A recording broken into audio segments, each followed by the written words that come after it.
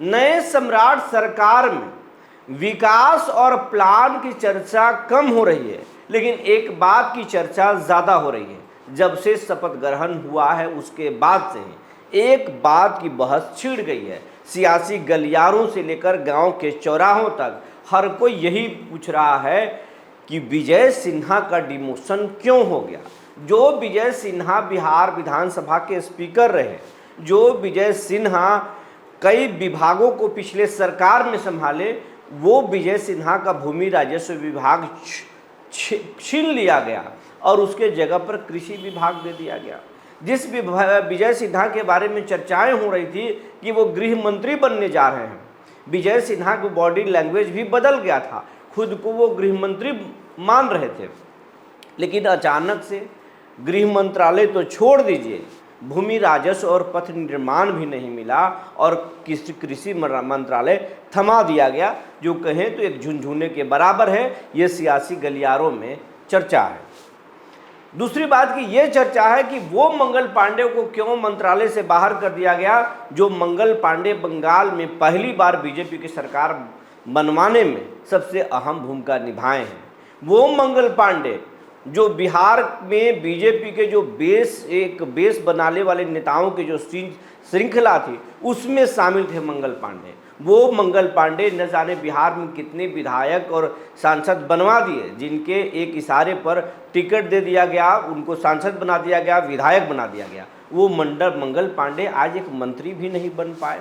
उनको कैसे बाहर का रास्ता दिखा दिया गया, ये इस बात की चर्चा खूब हो रही है। तो आज हम आपको बताएंगे कि ये सब कुछ क्यों हुआ, विजय सिन्हा का डिमोशन और फिर मंगल पांडे को मंत्रालय से कैसे आउट किया गया, ये भी आज हम आपको बताएंगे। और एक बात आपको बताएंगे कि ये सब कुछ तय बंगाल में हुआ, बंगाल की राजधानी कोलकाता में हुआ।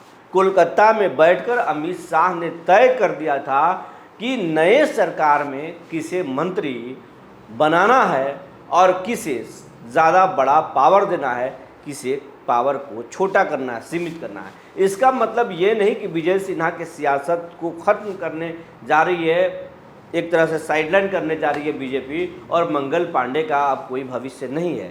मंगल पांडे को बड़ी जिम्मेदारी भी बीजेपी दे सकती है, इसकी भी चर्चाएं हैं। तो आज इसके 5 बड़े कारण बताएंगे, किस कारण से विजय सिन्हा साइडलाइन हुए हैं और किस कारण से विजय सिन्हा माफ़ कीजिएगा मंगल पांडे मंत्रालय से आउट हुए। जी नमस्कार, मैं हूं विपुल कुमार और आप देख रहे हैं सूर्य विहार डिजिटल न्यूज़। तमाम दर्शकों से अपील करना चाहते हैं कि आप इस चैनल को, अगर आप देख रहे हैं, अब तक नए हैं या अब तक इस चैनल को YouTube पर सब्सक्राइब नहीं किए हैं तो सब्सक्राइब कर लीजिए, बेल आइकन को दबा लीजिए। अगर आप हमें फेसबुक पर देखते हैं तो पेज को फॉलो कर लीजिए। हम इंस्टाग्राम पर भी हैं, आप हमें वहाँ भी देख सकते हैं और फॉलो कर सकते हैं। ऐसा करने में ना पैसा लगता है, ना मेहनत पड़ता है, लेकिन आपके एक छोटे से कोशिश से, एक छोटे से मदद से इस चैनल को बड़ा होने में मदद मिलेगा, हमारे टीम को मदद मिलेगा, हौसला बढ़ेगा, ताकि तब जाकर हम बेहतर काम कर सकेंगे। अब आपको खबर विस्तार से बताने जा रहे हैं। आपको बताने जा रहे हैं सबसे पहले कि मंगल पांडे को विभाग से छुट्टी क्यों हो गई, उनको मंत्रालय में क्यों जगह नहीं दी गई। वो मंगल पांडे जो बंगाल चुनाव में एक अहम भूमिका निभाए, सालों से बंगाल में मेहनत कर रहे थे, पिछले विधानसभा चुनाव में भी, 2021 में भी और फिर 2026 में भी उन्होंने खूब पसीने बहाए। चुनाव जब वहाँ पर पहली बार बीजेपी सरकार बनाने जा रही है तो उनको कुछ बड़ा उपहार मिलना चाहिए था, सरप्राइज मिलना चाहिए था, लेकिन ये क्या हुआ, मंत्रालय में भी शामिल नहीं किया गया। तो इसके पीछे कई कारण बताए जा रहे हैं। कारण ये कि तेजस्वी यादव हों या फिर प्रशांत किशोर हों, स्वास्थ्य विभाग पर लगातार सवाल खड़े करते रहे। प्रशांत किशोर ने जो है उनको भ्रष्टाचार में जो है बिहार का सबसे भ्रष्ट मंत्री बताया था। उन्होंने बताया था कि कॉटेज हो या फिर दवा का घोटाला हो, कैसे कागज़ों पर मेडिकल कॉलेज के सर्टिफिकेट बांटे जाते हैं, ये सब कुछ जो है प्रशांत किशोर ने कल ही खोला था। और दिलीप जायसवाल और मंगल पांडे के रिश्ते भी उन्होंने ऑन रिकॉर्ड जोड़ा था, जिससे कि विवादों में आ गए थे मंगल पांडे और उनकी खूब जो है छीछा लेदर हुई थी मीडिया में। उसके बाद में मनीष कश्यप के जो पीएमसीएच में पिटाई हुई डॉक्टरों द्वारा, उसके बाद मनीष कश्यप ने उस पूरे जो है पीएमसीएच और मंगल पांडे को खिंचाई किया था, उससे भी मंगल पांडे चर्चे में आए। फिर तेजस्वी यादव ने स्वास्थ्य विभाग को लेकर सवाल खड़े किए, मंगल पांडे को एक्सपोज किया, उससे मंगल पांडे चर्चे में आए। और ये सब चीज़ तो विरोधी कर रहे थे, इससे बीजेपी को ज़्यादा फर्क नहीं पड़ता। लेकिन जब अपने क्षेत्र के शिकायत बिहार विधानसभा के पटल पर मैथिली ठाकुर ने रखा और मैथिली ठाकुर ने कहा कि मेरे यहाँ इलाज नहीं हो रहा, मेरे यहाँ डॉक्टर्स नहीं आ रहे, मेरे यहाँ परेशानी है, स्वास्थ्य विभाग के लचर व्यवस्था है और इससे ठीक होना चाहिए, मंत्री जी से सवाल किया। और अपने ही विधायक, जबकि मैथिली ठाकुर सबसे कम उम्र की जेनजी विधायक है, प्रधानमंत्री नरेंद्र मोदी भी उन्हें पसंद करते हैं और इसीलिए मैथिली को जो है टिकट दिया गया था। अमित शाह भी पसंद करते हैं, बिहार के लोग भी जो है मैथिली को पसंद करते हैं और मैथिली सौम्य तरीके से बोलती है। जब मैथिली ने सवाल खड़ा किया बिहार विधानसभा में, तो सवाल के संतोषजनक जवाब देने के बजाय तंज भरे अंदाज में मंगल पांडे ने जवाब दिया, जो जवाब मैथिली को तो पसंद आया ही नहीं, विरोधी भी सुनकर हंसते रह गए। और ये मंगल पांडे का जवाब सोशल मीडिया पर खूब वायरल हुआ और ये शायद शीर्ष नेतृत्व तक भी मंगल पांडे के जवाब पहुंचा, जो शीर्ष नेतृत्व को सोचने पर मजबूर कर दिया कि वाकई में जो प्रशांत किशोर का आरोप है, जो तेजस्वी सवाल खड़े करते हैं, उन सवालों में दम है। आखिर सिस्टम में गड़बड़ी है तो फिर सिस्टम की गड़बड़ी को पकड़ने के बजाय, ठीक करने के बजाय सिस्टम को प्रोटेक्ट क्यों कर रहे हैं मंगल पांडे, और अपने ही सबसे छोटे उम्र के विधायक को मैथिली ठाकुर को इस तरीके से जवाब क्यों दे रहे हैं। ये जवाब उनको अच्छा नहीं लगा और उसके बाद से पहली बार वो निशाने पर शीर्ष नेतृत्व के आए। दूसरी बात, जो मंगल पांडे पर फिर दूसरी बार जो जिस तरीके से कई स्वास्थ्य विभाग का जो जांच हुआ, केंद्रीय एजेंसियों ने बिहार में जांच किए, वो जो रिपोर्ट सौंपा गया उसमें भी स्वास्थ्य विभाग के कई कलई खुला, जो कि शीर्ष नेतृत्व तक पहुंचा। तो ये सबसे बड़े वजह रहे। फिर पश्चिम बंगाल के चुनाव में भी जो है कुछ इंटरनल जो बातें हैं, जो इंटरनल बातें शीर्ष नेतृत्व तक पहुंचा। शायद चुनाव में हो सकता है कि कुछ इधर उधर हुआ हो टिकट को लेकर, लेकिन उस पर कोई आरोप नहीं है। तो ये सब कारण रहा, जिसके बाद ये हुआ कि मंगल पांडे सीनियर नेता हैं और सम्राट के साथ अगर इनको अहम जिम्मेवारी दिया जाए तो फिर सम्राट चौधरी इन्हें कंट्रोल नहीं कर पाएंगे। सम्राट के साथ सहज तरीके से जो काम कर सके वैसे मंत्रियों को ही जिम्मेवारी इस बार दिया जाएगा और अच्छे जो है विभागों को थमाया जाएगा, ताकि उसमें बदलाव नज़र आ सके, जनता को साफ साफ नज़र आ सके। इसीलिए मंगल पांडे को बिहार के कैबिनेट से बाहर रखा गया। मंगल पांडे हो सकता है विधायक अभी हैं मौजूदा समय में, लेकिन केंद्र में भी जाने की चर्चाएं हो रही है कि आने वाले दिनों में मोदी कैबिनेट के हिस्सा भी मंगल पांडे हो सकते हैं।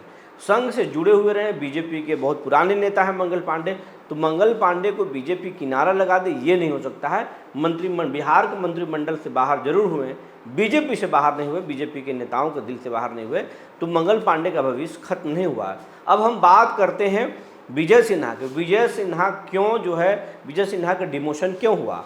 जब एक साथ सम्राट चौधरी और विजय सिन्हा दोनों नीतीश कुमार का डिप्टी थे, तो एक डिप्टी को मुख्यमंत्री बना दिया जाता है और दूसरे को कृषि मंत्री क्यों, गृह मंत्री क्यों नहीं बनाया गया, या फिर पथ निर्माण और भूमि राजस्व क्यों नहीं दिया गया, जिसको वो खुद देख रहे थे। शहरीय जो है नगर विकास क्यों नहीं दिया गया। तो ये तमाम सारी जो चीज़ें थी, ये सब कुछ भी नहीं दिया गया और उन्हें कृषि मंत्रालय थमा दिया गया। इसके पीछे सबसे बड़ा कारण ये है कि विजय सिन्हा कई बार पार्टी लाइन से अलग चले जाते हैं। विजय सिन्हा जो है टकराव के लिए जाने जाते हैं, चाहे वो नीतीश कुमार के साथ टकराव हो या फिर अपने ही नेता सम्राट चौधरी के साथ उनका टकराव हो। सम्राट चौधरी का एक वीडियो आप देखे होंगे, विजय सिन्हा स्पीकर थे, सम्राट चौधरी विधायक मंत्री, और जब उन्होंने सवाल सम्राट चौधरी से पूछा तो सम्राट चौधरी जो है वो बोल दिए थे इतना ज़्यादा जो है व्याकुल होने की ज़रूरत नहीं है। ये वीडियो खूब सोशल मीडिया पर वायरल हुआ था और उसके बाद से सम्राट चौधरी और विजय सिन्हा के जो रिश्ते में तल्खी आ गई। बाद में जब भूमि राजस्व मंत्री बने और डिप्टी रहे तो फिर तारापुर के एक लड़के से जिस तरीके से विजय सिन्हा ने पूछा, वो भी वीडियो खूब सोशल मीडिया पर वायरल हुआ। तो सम्राट चौधरी के जो सीएम बनाने की जब कोशिश हो रही थी, कवायद हो रहा था, तो उस समय विजय सिन्हा सबसे ज़्यादा विरोध कर रहे थे और नाराज़ थे।